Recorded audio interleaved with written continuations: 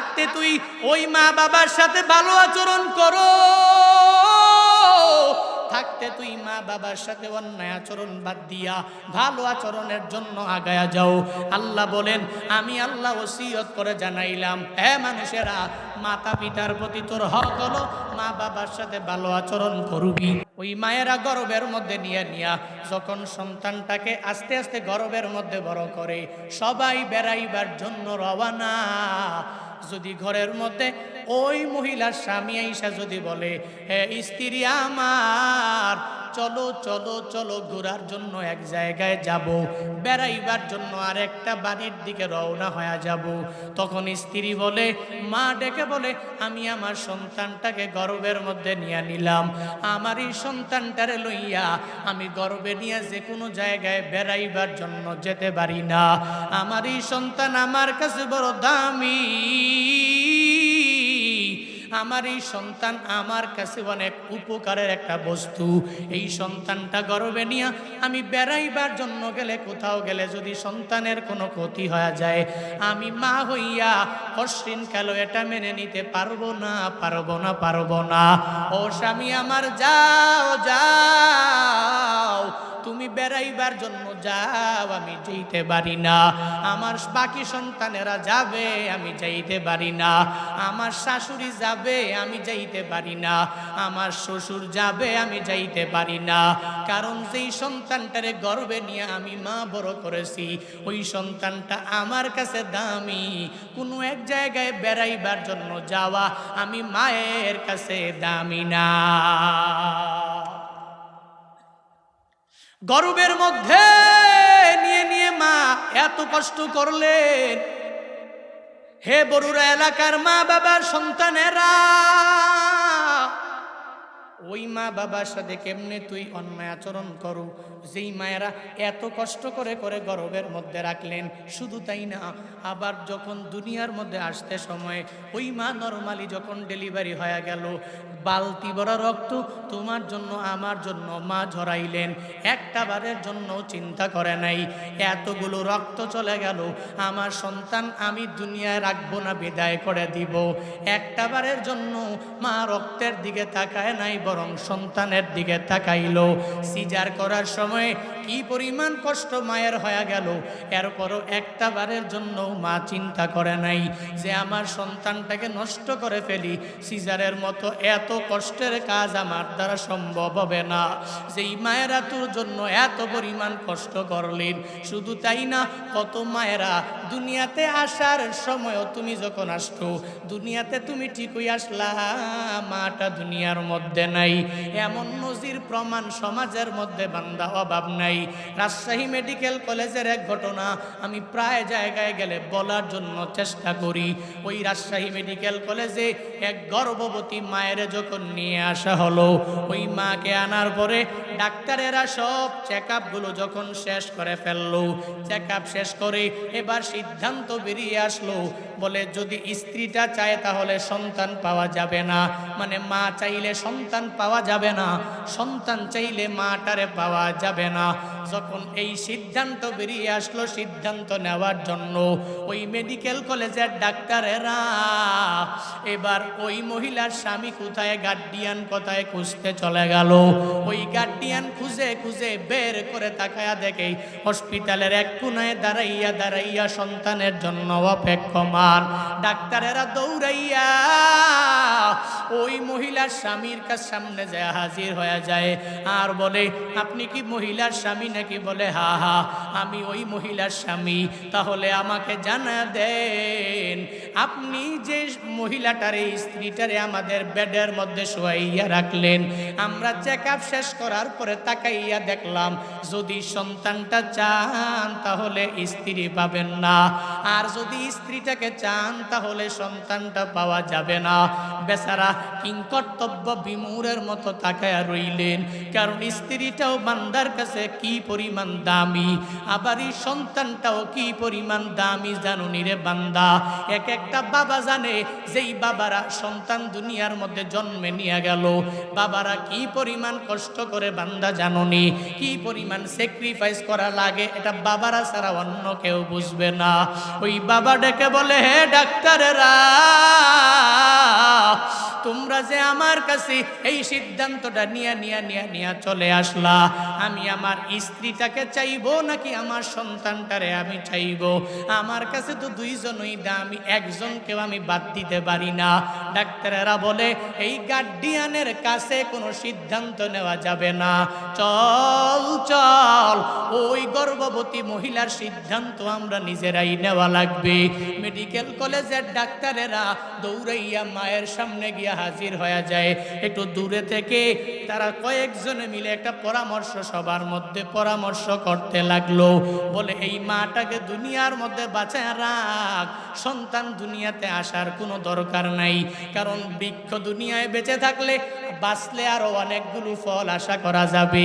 বৃক্ষটাকে বাঁচায় রাখলে যে কোনো সময়ে চাইলেই ফল আসবে, কিন্তু বৃক্ষটাকে যদি উপরে ফালাইয়া দাও, যদি কাইটা ফালাইয়া দাও, তাহলে বৃক্ষও পাওয়া যাবে না, ফলও পাওয়া যাবে না। এই কথা শুনতে দেরি হয়, ওই মেডিকেল কলেজের ডাক্তারের সামনে ওই মা চোখের পানি ফালাইয়া ফালাইয়া তখনই কান্না করে আর বলে, হে ডাক্তারেরা, তোমাদের সিদ্ধান্ত উল্টো করে না, এই সিদ্ধান্ত আমি মা হইয়া মেনে নিতে পারি না, কারণ আমি মা হইয়া সন্তানের জন্য এত কষ্ট করেছি, কত রাত আমি সন্তানের জন্য ঘুমাইতে পারি নাই, কত দিনের বেলা আমি কাজের প্রভাবের কারণে সকাল বেলাও খাইতে পারি নাই, দুপুর বেলাও আমি খাইতে পারি নাই, রাতের বেলা খাবারের পেটটা নিয়ে যখন আমি বসে গেলাম, তখন আমি কত মজা করে খাবারগুলো মেখে সামনে হাজির করে দিলাম।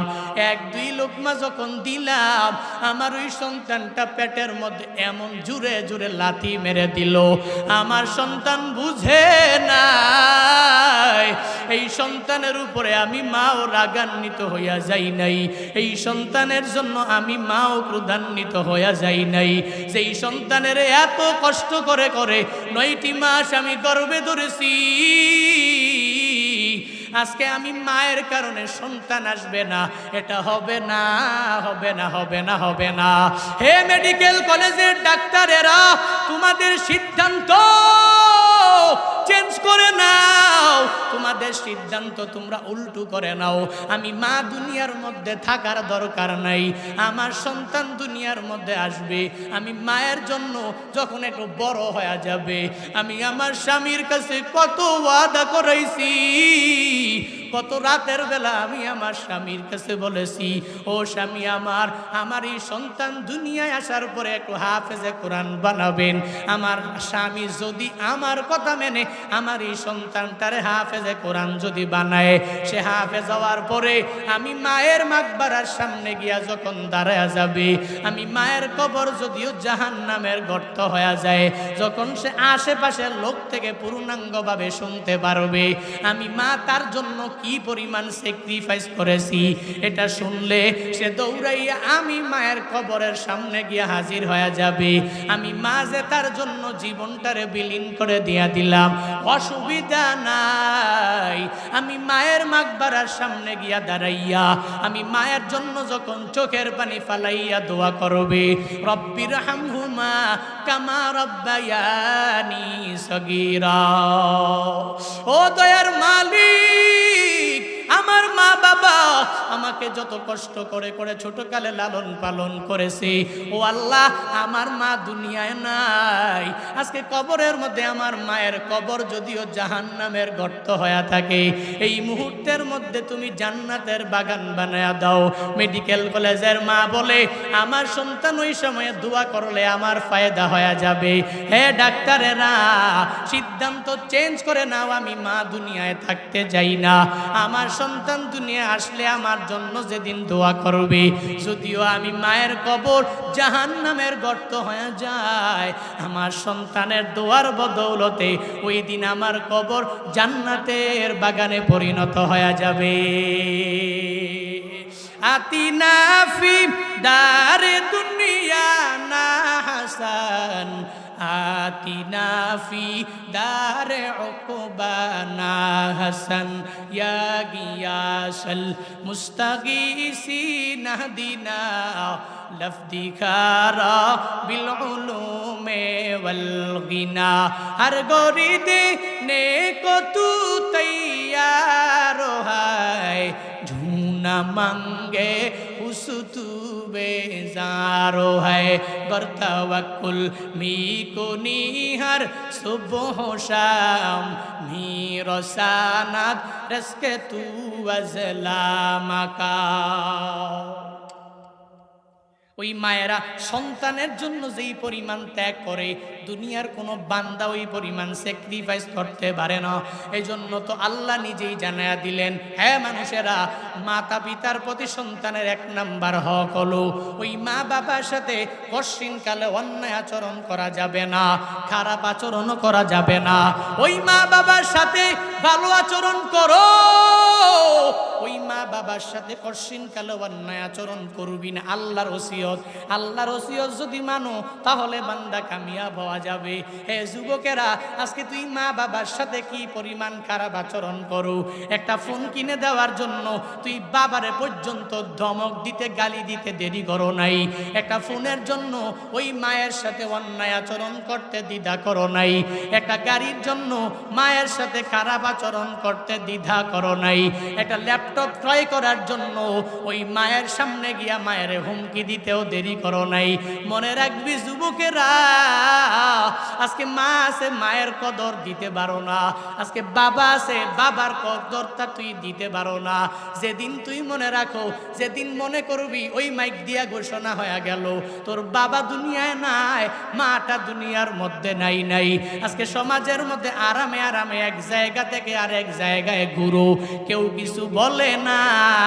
তোমার বাবার কারণে তোমায় কিছু বলে না, তোমার বাবার সম্মানের কারণে কেউ কিছু বলে না। যেই বাবা যদি হারায়া ফেলো, বৃক্ষটা যদি তোমার কাছ থেকে সরিয়া যায়, কশিনকালেও যত বিভিন্ন জায়গায় যাবি, ওই বাবার চেহারার মতো বিভিন্ন মানুষের চেহারাও দেখা যাবে। ওই বাবার সাথে চলনেওয়ালা মানুষ, কত মানুষকেই দেখা যাবে, কিন্তু বাবা মারা গেলে বাবা পাওয়া যাবে না।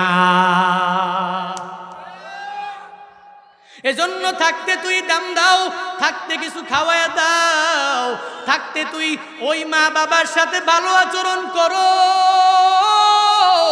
থাকতে তুই মা বাবার সাথে অন্যায় আচরণ বাদ দিয়া ভালো আচরণের জন্য আগায়া যাও। আল্লাহ বলেন, আমি আল্লাহ ওসিয়ত করে জানাইলাম, হে মানুষেরা, মাতা পিতার প্রতি তোর হক হলো মা বাবার সাথে ভালো আচরণ করবি। কেন করবি? কারণ মা গর্ভে নিয়ে বড় করলেন, দুনিয়াতে আসার সময়ও কষ্ট করলেন, দুনিয়াতে আসার পরেও ওই মা একটা বারের জন্য চিন্তা করে নাই আমি আমার দুধ আমার সন্তানের মুখের মধ্যে দিব না, শুধু বিভিন্ন লোকাল ফুডগুলো আমি সন্তানের মুখের মধ্যে দিয়া দিব। একটা বারের জন্য মা চিন্তা করে নাই। নির্দ্বিধায় আসারতে 2টি বছর মা দুগ্ধপান করাইলো। ওই মায়েরা যে তোরে 2টি বছর দুগ্ধপান করাইলো, একটা বারের জন্য তো মা আমাকে তোমাকে বলে নাই, এ সন্তান আমার, আজকে তুই এত জমির মালিক হয়ে গেলা, এ সন্তান না বাদ দাও, আমি মায়ের দুধের টাকাটা তুই আগে দিয়া দাও। একটা বারের জন্য মা তোমাকে বলে নাই, মা একটা বারের জন্য বলে নাই, এই সন্তান এত বড় লোক হয়ে তুই এবার আগে আমার দুধের টাকা জন্য, এরপরে তুই গাড়ি ক্রয় করার জন্য যাও। একটা বারের জন্য মা তোমারে আমারে বলছে নাকি? বলেছে? বলে নাই। একটা বারের জন্য বলে নাই। এই যে আমি জুনায়েদ আল হাবিব, যদি আমাকে আম্মা 2 বছর দুগ্ধপান করছো, আগে টাকা দাও এরপরে মাহফিলে যাবি, আগে টাকা দাও এরপরে বাড়ি করবি, আগে টাকা দাও এরপর যা মন চায় তাই করবি, যদি আমাকে বলতো আমার পুরা জিন্দেগির আমি ইনকাম দিয়াও আমার মায়ের 1 ফুটা দুধের দাম আমি মিটাইতে পারতাম না। বিশ্বাস করেন তো নাকি? এই বিশ্বাস আছে তো? নাকি টাকা দিয়া মায়ের দুধের হক পরিশোধ করা যাবে? পরিশোধ করা যাবে? করা যাবে না। তো কেমনে করা যাবে? এজন্যই তো মা বাবার হকগুলো আদায় করতে হবে। কেমনে? বৃদ্ধ হয়ে গেছে, বুড়া হয়ে গেছে, মা বাবার সাথে ভালো আচরণ করা লাগবে। এদেরকে কিছু ভালো ভালো খাবার এদের সামনে উপস্থাপন করা লাগবে, উপস্থিত করা লাগবে। এদের কাছ থেকে দোয়া নিয়ে চলা লাগবে। এদের সাথে নরম মেজাজে কথা বলতে হবে। যেভাবে আল্লাহ নিজেই বলেছেন, যদি তোমার মা বাবার মধ্যে একজন যদি বৃদ্ধ হয়ে যায়, বার্ধক্যে যদি উপনীত হয়ে যায়, তাহলে অথবা দুইজনই যদি বার্ধক্য হয়, তাহলে ফালা তাকুল্লাহুমা উফিউ ওয়ালা তানহারহুমা। আল্লাহ তাআলার স্পষ্ট ঘোষণা যে তোমার মা বাবা এত কষ্ট করেছেন, আজকে বার্ধক্য হয়ে গেছে।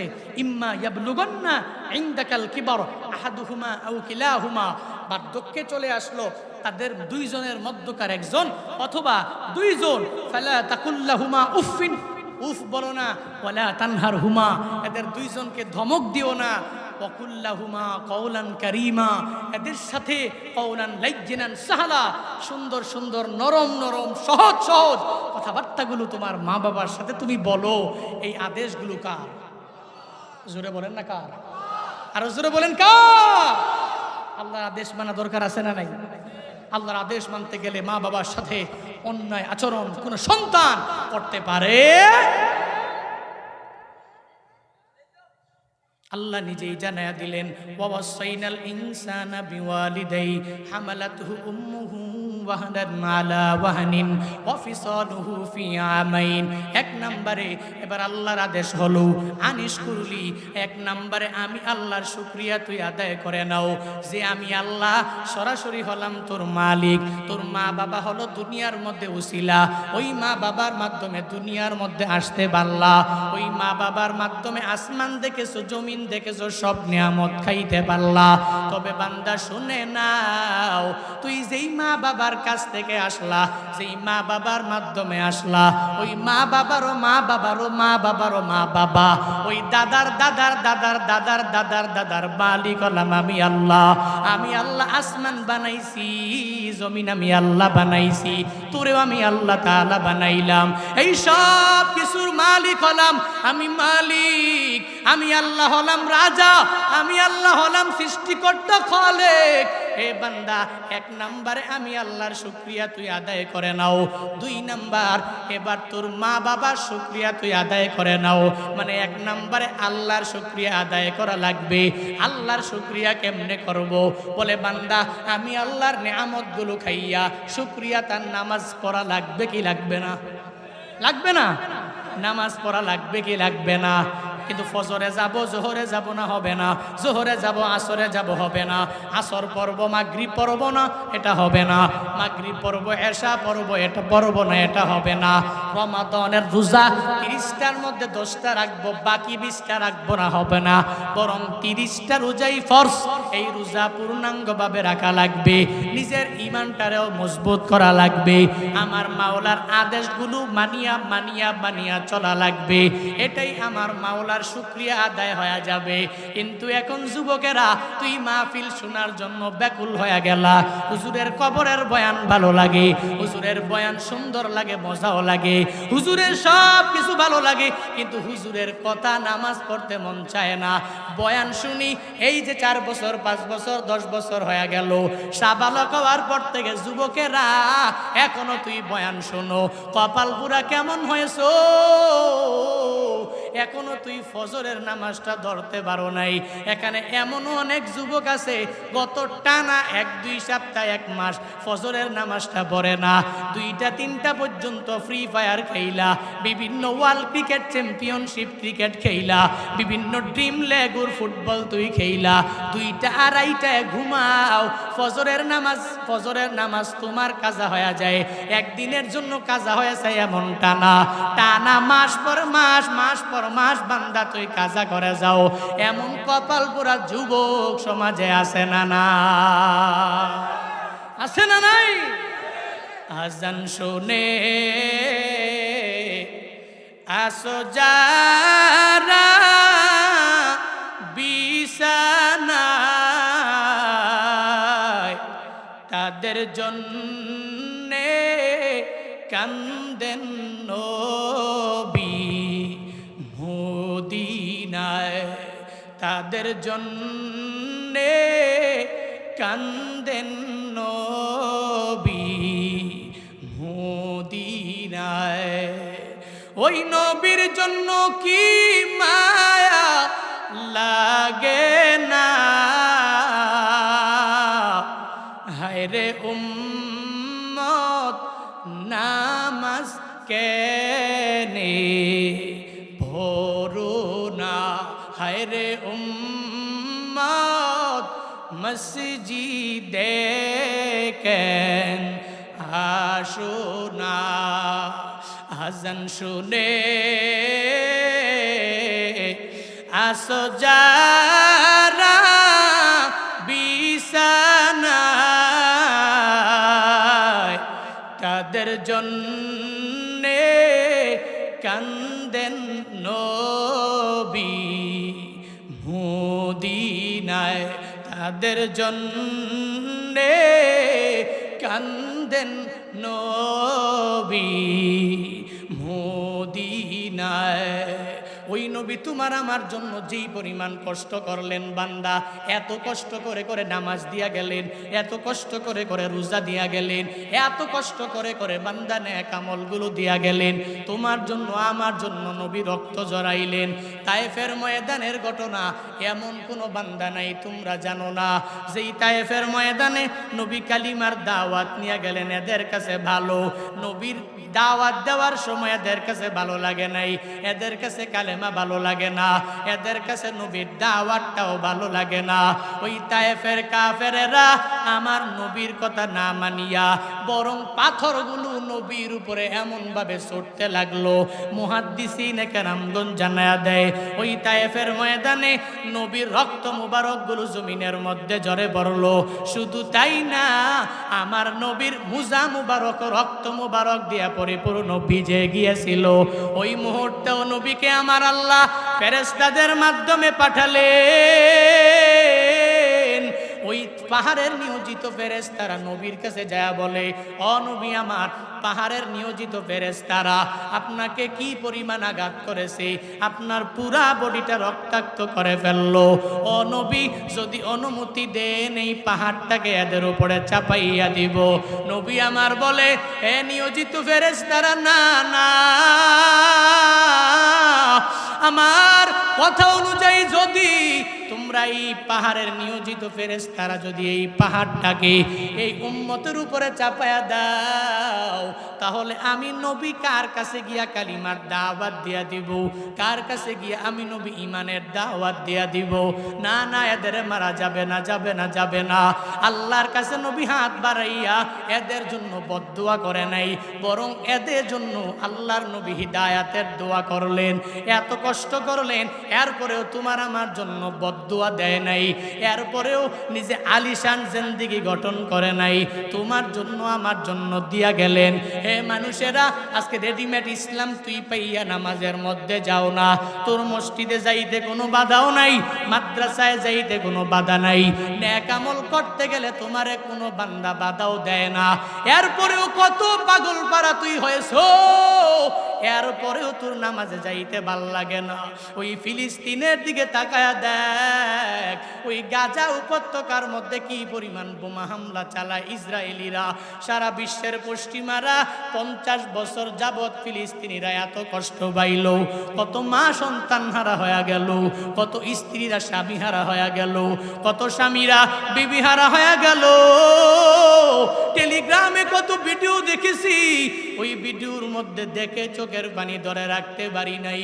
এই ফিলিস্তিনিদের এত পরিমাণ আঘাত, এত পরিমাণ কষ্ট ইসরায়েলেরা দিয়া দিল। পশ্চিমা বিশ্বের তারা এতদিন পর্যন্ত ইসরায়েল কেউ বলে না, হে ইসরায়েল থেমে যাও, তোমরা সমঝোতার মধ্যে এসে যাও। এই যে 4-5 দিন আগে ওই ইসরায়েলের আয়রন ড্রুমটাকে যখন ধ্বংস করে ফেললো, মাথা বড় গরম হয়ে গেল, পশ্চিমা বিশ্বের মাথা বড় নষ্ট হয়ে গেল। এবার এবার এরা বলে তোমাদের যুদ্ধ সামনে আগানোর দরকার নাই, নিউট্রাল অবস্থায় রাখ, সমঝোতার মধ্যে এবার আসতে চাও। যুক্তরাষ্ট্রের ওই কুকুরেরা এরা আবার ইসরায়েলের পক্ষ নিয়ে গেল। এতদিন পর্যন্ত এদের মানবতার দিকে দেখা যায় নাই, এতদিন পর্যন্ত স্বাধীনতাকামী মুসলমানদের পাশে ওরা দাঁড়ায় নাই, এতদিন পর্যন্ত মুক্তিকামী ফিলিস্তিনের পাশে এরা দাঁড়ায় নাই। তাকাইয়া দেখ, এখন ইসরায়েলের পাশে দাঁড়ায় গেল, মুসলমানদের পাশে দাঁড়ায় না।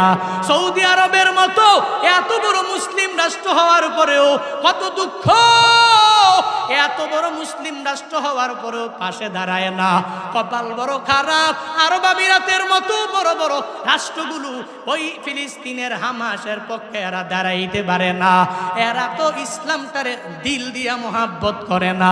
যদি করত তাহলে আমার এক ভাই যদি রক্তাক্ত হয়ে যায়, যদিও আমি দূরে, আমারও তো রক্তক্ষরণ অন্তরের মধ্যে হয়ে যাবে। কারণ তাদের ধর্ম ইসলাম, আমিও মানি আল্লাহ, তারা আমার মদিনাওয়ালা নবীকে মানে, আমরাও তো মদিনাওয়ালা নবীরেই তো মানি। এরা আল্লাহরে মানে, আমরাও আল্লাহরে মানি। এরা নবীরে মানে, আমরাও নবীরে মানি। এরাও নামাজে যায়, আমরাও নামাজে যাই। এরাও রোজা রাখে, আমরাও রোজা রাখি। এরাও নেক আমল করে, আমরাও নেক আমল করি। মুসলমানেরা আরেক মুসলমানের রক্তক্ষরণ হলে নিজেরে ধরে রাখতে পারে না, যদিও ময়দানের মধ্যে নামতে পারে না, যদিও মুখ দিয়া বলতে পারে না, একটা ঘৃণা প্রকাশ তো এরা জানাইতে পারে।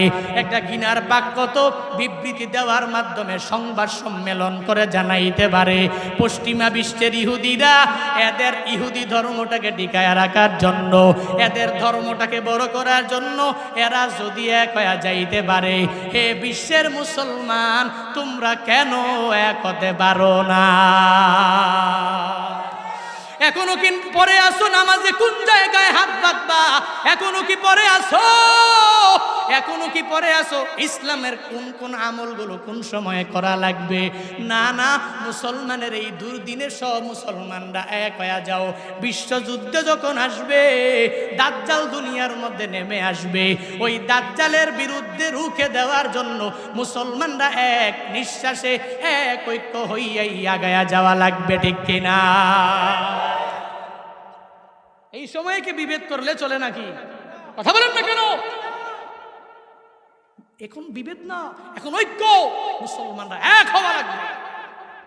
খালি কামড়া কামড়ি ফেসবুকের মধ্যে ওই হুজুরে কি করলো, এই হুজুরে কি করলো, এই হুজুরে কি করলো, একজনে আরেকজনে কি পরিমাণ কামড়া কামড়ি। ইসলাম, আহা, আমার ধর্ম শান্তির ধর্ম। মত আমারটা একরকম হতে পারে, আরেকজনেরটা আরেক রকম হবে, কিন্তু ওই মতের বিরুদ্ধে আমি কেন প্রকাশ্য দিবালুকে হাজার হাজার মানুষের সামনে কেন তাকে গালিগালাজ করব? ব্যক্তিগতভাবে তার সাথে বসতে পারি, একটা সমঝোতায় আসতে পারি, কিন্তু সমাধান কিন্তু এটা নয়। গালিগালাজ এটা সমাধান নয়। খালি একটা স্টেজের মধ্যে মাইক পাইলেই ওহাবি টোহাবি সুন্নি, ওহাবি সুন্নি, ওহাবি খারেজি, মুতাজালা, এই সেই শুধু এটা নিয়েই আসে পড়ে। ইসলাম কোথায়? তুমি কোথায়? ফিলিস্তিনের মুসলিমদের হামাসের সেই প্রত্যেকটা মেম্বারের ইমানি পাওয়ার দেখো। এই 2 দিন আগে দেখছি একজনে বলছে 20 জন ইহুদিবাদকে জাহান্নামে পাঠায়, এরপর নিজে মরছে। নিজের কাছে গর্ববোধ করেছে, নিজেকে গর্বিত মনে করেছে যে আমি একজন মরেছি তো কি হয়েছে, 20 জন ইহুদিবাদকে আমি জাহান্নামের অতল গহ্বরে ফালাইয়া এরপরে জান্নাতের সুধা পান করেছি। মুসলিম, এটা মুসলিম। এর ভিতরে আছে ইসলাম, এর ভিতরে আছে একত্ববাদের স্লোগান। এরা প্রত্যেকটা জায়গায় আল্লাহু আকবারের স্লোগান দিতে জানে, কিন্তু আমরা তো কোন একটা ভয় পাইলে এরপরে এমন দৌড় মারি, আয় হায় রে নাই রে আমি গেছি রে। চাকরির ভয়ে, কিছু টাকা পয়সার ভয়ে, কিছু নেতৃত্বের ভয়ে হক কথাগুলো বলতে পারি না সমাজে, হক কথাগুলো বলতে পারি না সমাজে। কিছু টাকা পয়সা পাবো, কিছু বড় নেতা হতে পারবো, নেতৃত্বের আসনে আসীন হতে পারবো না। মুসলমানেরা ফিলিস্তিনে হামাসদের মতো মুসলমান হও, তাগড়া মুসলমান। আল্লাহ হওয়ার তৌফিক দান করুন। আরো জোরে বলেন, আবার পড়েন। আজ বিশ্বের চারিদিকে মুমিন মরছে দুঃখে, একটু কি দিলে সওয়া হয় না। ওরে কাপুরুষ ঘরে বসে ভাবছ হিসাবে কষে, এখনো তো সময় হলো না। আজ বিশ্বের চারিদিকে মুমিন মরছে দুঃখে, একটু কি দিলে দয়া হয় না। ওরে কাপুরুষ ঘরে বসে ভাবছ হিসাব কষে, এখনো তো সময় হলো না। মুমিনরা হয়ে যাবে মাজলুম, গাজওয়ায়ে হিন্দ ভাঙাবে ঘুম, ঠিক কিনা? মুমিনরা হয়ে যাবে মাজলুম, গাজওয়ায়ে হিন্দ ভাঙাবে ঘুম। পদে পদে আসবে মুসিবত, চারদিকে পড়বে পাপের ধুম। মুমিনরা হয়ে যাবে মাজলুম, গাজওয়ায়ে হিন্দ ভাঙাবে ঘুম। পদে পদে আসবে মুসিবত, চারদিকে পড়বে পাপের ধুম। মূর্খরা গর্বে সমাজ, উঠে যাবে এলে মোলা। মূর্খরা গর্বে সমাজ, উঠে যাবে এলে মোলা। আসছে কিয়ামত রুখতে মুসিবত, হাঁকছে আজান বেলাল। আসবে মহাকাল, রুখতে হবে দাজ্জাল। আসবে মহাকাল, রুখতে হবে দাজ্জাল। আসবে মহাকাল, রুখতে হবে দাজ্জাল।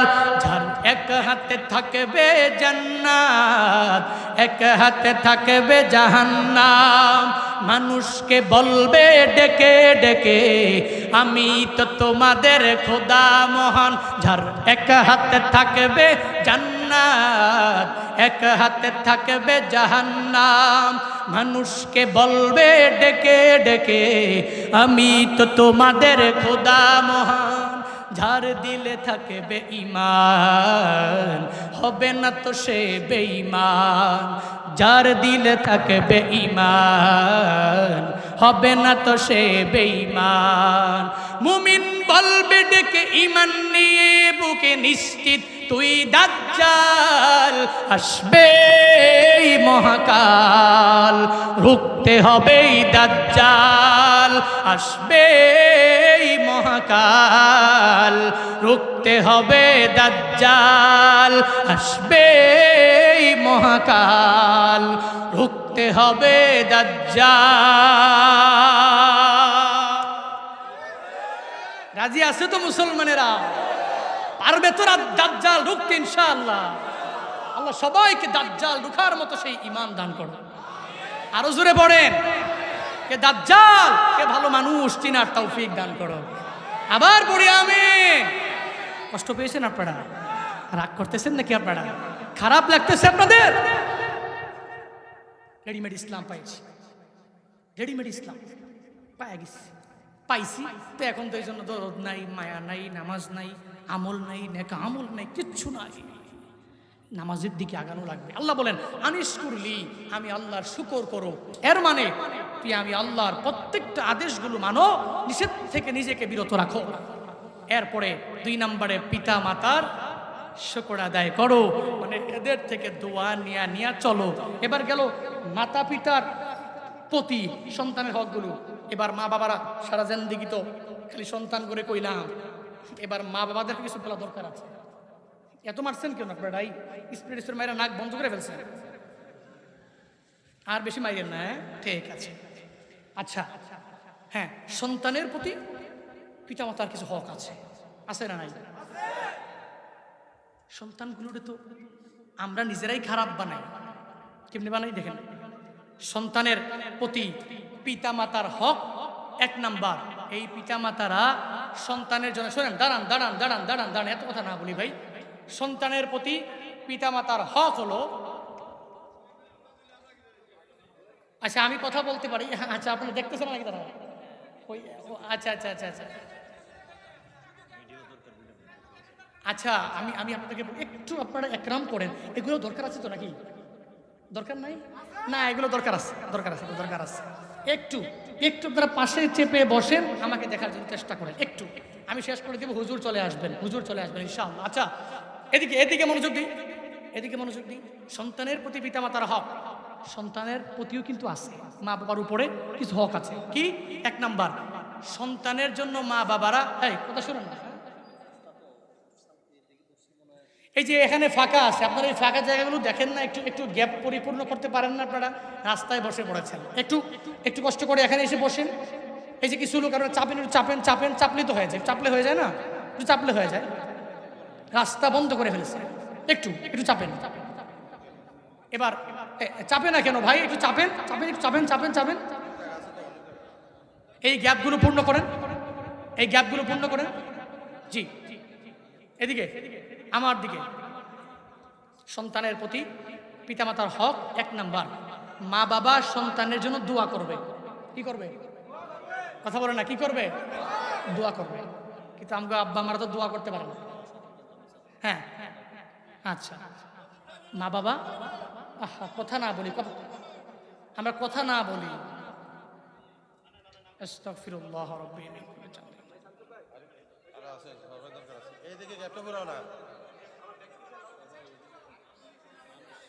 আচ্ছা আচ্ছা আচ্ছা আচ্ছা, এই আপনি একটু ম্যানেজ করে একটু আর করেন। শুনেন, এবার আমি বলি, আপনারা শুনেন। জি, সন্তানের প্রতি পিতামাতার এক নাম্বার হক হলো, প্রথম হক, সন্তানের জন্য মা বাবা দোয়া করবে। কি করবে? কিন্তু আমরা দোয়া করতে পারি না। দোয়া করা লাগবে। কেমন দোয়া? যেই দোয়াগুলো মাওলার দরবারে ডাইরেক্ট কবুল হয়ে যায়। নবীজির স্পষ্ট হাদিসের ঘোষণা, সালাসু দাওয়াতিন মুস্তাজাবা লা শাক্কা ফীহিন্না, দাওয়াতুল মাজলুম ওয়া দাওয়াতুল মুসাফির ওয়া দাওয়াতুল ওয়ালিদাইন লিওয়ালাদি। এই হাদিস স্পষ্ট নবীজির হাদিস। নবীজি বলেছেন, তিন ব্যক্তির দোয়া আল্লাহর দরবারে কবুল হয়। কয় ব্যক্তির দোয়া? এক নাম্বার দাওয়াতুল মাজলুম, অত্যাচারিত ব্যক্তি অত্যাচার করতে করতে করতে দেয়ালে পিঠ থেকে গেছে, এই মাজলুম ব্যক্তি যখন দোয়া করে আল্লাহ কবুল করে, পড়েন না সুবহানাল্লাহ। দুই নাম্বার দাওয়াতুল মুসাফির, মুসাফির ব্যক্তি যখন মুসাফির হালাতে পথিক আল্লাহর কাছে যখন দোয়া করে, দোয়া করতে দেরি আল্লাহ কবুল করতে দেরি করে না। তিন নাম্বার দাওয়াতুল ওয়ালিদাইন লিওয়ালাদি, সন্তানের জন্য যখন মা বাবা দোয়া করে, ওই দোয়া করতে দেরি আল্লাহ কবুল করতে। ভাই এদিকে মনোযোগ দেন ভাই আপনারা, আমি কি বয়ান ছেড়ে দিব? সন্তানের জন্য মা বাবা যে দোয়া করে, ওই দোয়াটাও কবুল, বদদোয়াটাও কবুল হয়ে যায় কি যায় না? এই জন্য সর্বাবস্থায় মা বাবা সন্তানের প্রতি, মা বাবার উপর যে হক, এটা হলো সন্তানের হক আদায় করতে হবে দোয়ার মাধ্যমে। কিসের মাধ্যমে? ইব্রাহিম নবী আল্লাহর কাছে যেভাবে দোয়া করেছিলেন, কি সুন্দর করে দোয়া, রব্বি জাআল হাযাল বালাদা আমিনা, আছে না? স্পষ্ট ঘোষণা, ইব্রাহিম নবী তার সন্তানদের জন্য দোয়া করলেন, ও আল্লাহ আমার এই নগরকে তুমি সম্পূর্ণ শান্তিপূর্ণ নগর বানায়া দাও। অজনুবুনি অবুনিয়া আন্না আবুদাল্লাহ নাম, এভাবে ইব্রাহিম নবী দোয়া করলেন, আল্লাহ আমার নগরে তুমি শান্তিপূর্ণ বানাইয়া দাও। আবার ইব্রাহিম নবী তার সন্তানগণের জন্য দোয়া করলেন, নিজের জন্য আল্লাহর কাছে দোয়া করলেন, ও আল্লাহ আমি ইব্রাহিম নবী যাতে মূর্তি পূজারীদের অন্তর্ভুক্ত না হয়ে যায়। ও দয়ার মালিক, তুমি আমার এবং আমার সন্তানগুলারে মূর্তি পূজা থেকে তুমি পূর্ণাঙ্গ দূরে রাখিও। এভাবে ইব্রাহিম নবী সন্তানদের জন্য দোয়া করলেন। শুধু তাই না, আরো দোয়া ইব্রাহিম নবী করলেন, রব্বি জাআলনি মুকিমাস সালাতি ওয়া মিন যুররিয়াতি রব্বানা ওয়া তাকাব্বাল দুআ।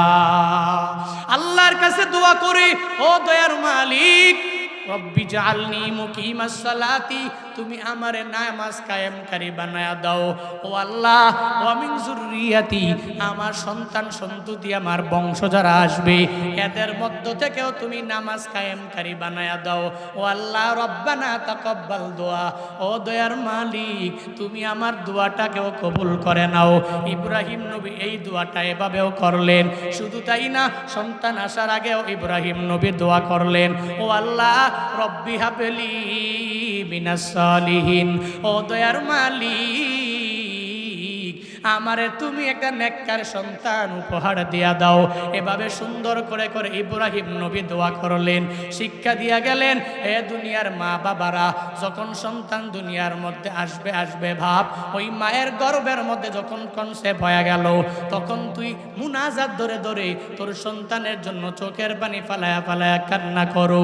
ওই ফজরের নামাজের আগে ওই দুইজন স্বামী আর স্ত্রী তাহাজ্জুদের মুসল্লায় দাঁড়ায়া যাও।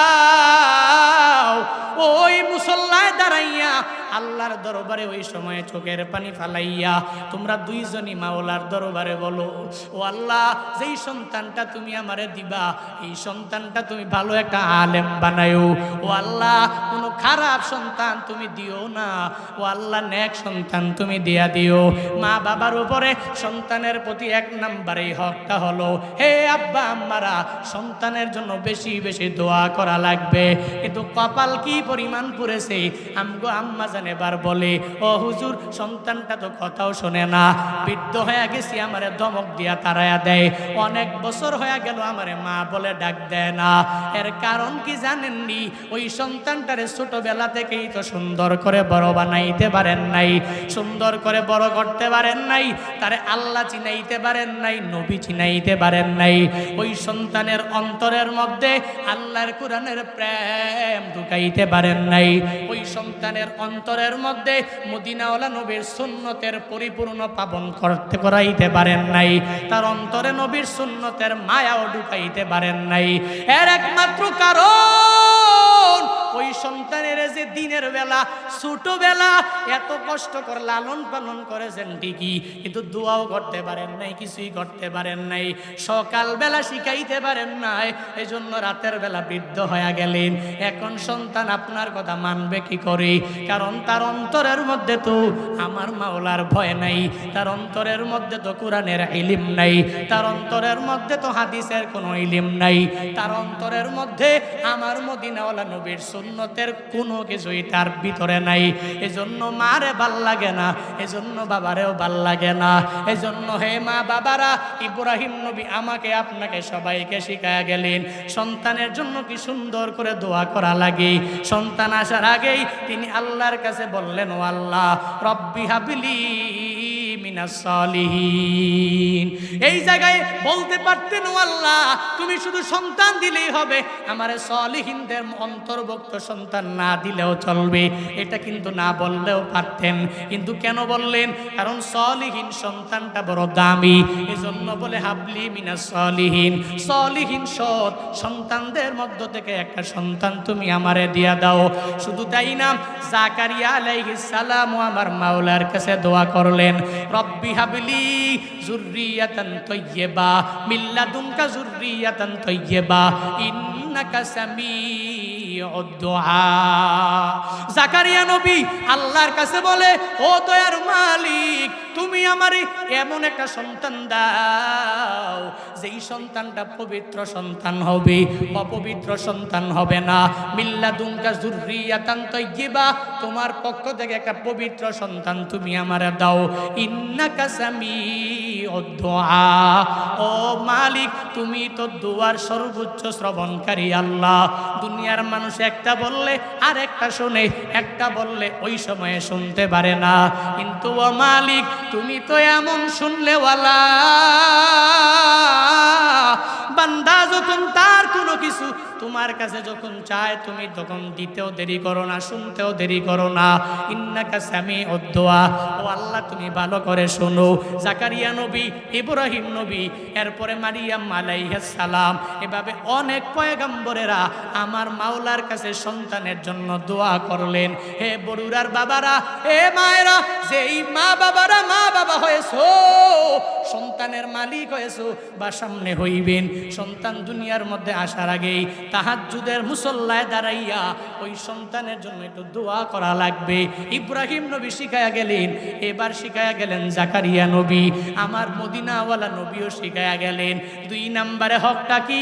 এই সন্তানের জন্য সন্তান দুনিয়াতে আসার পরেই সন্তানের ডান কানে আজান, বাম কানের মধ্যে এই কামতটা দিয়ে দেওয়া লাগবে।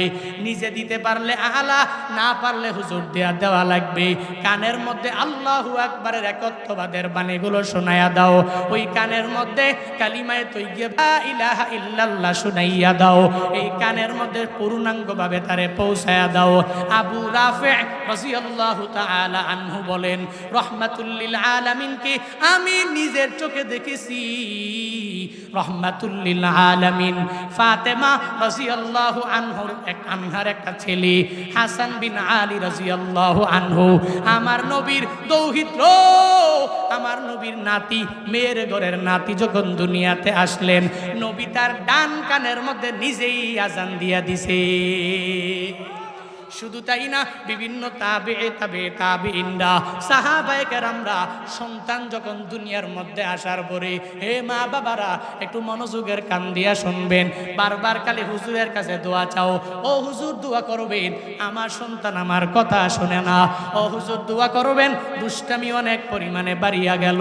হে মা বাবারা, আপনাদের জন্য এই বয়ান। সাহাবায়ে কেরাম তাবেঈনরা যখন সন্তান দুনিয়ার মধ্যে চলে আসলো, সন্তানটা যখন একটু একটু কথা বলতে পারে, জবান দিয়ে একটু একটু কথা বের হয়ে যায়, একটু একটু বাক শক্তি যখন পাওয়া গেল, তখন ওই সন্তানের কানের মধ্যে 7 বার করে পড়বেন লা ইলাহা ইল্লাল্লাহ, লা ইলাহা ইল্লাল্লাহ, লা ইলাহা ইল্লাল্লাহ।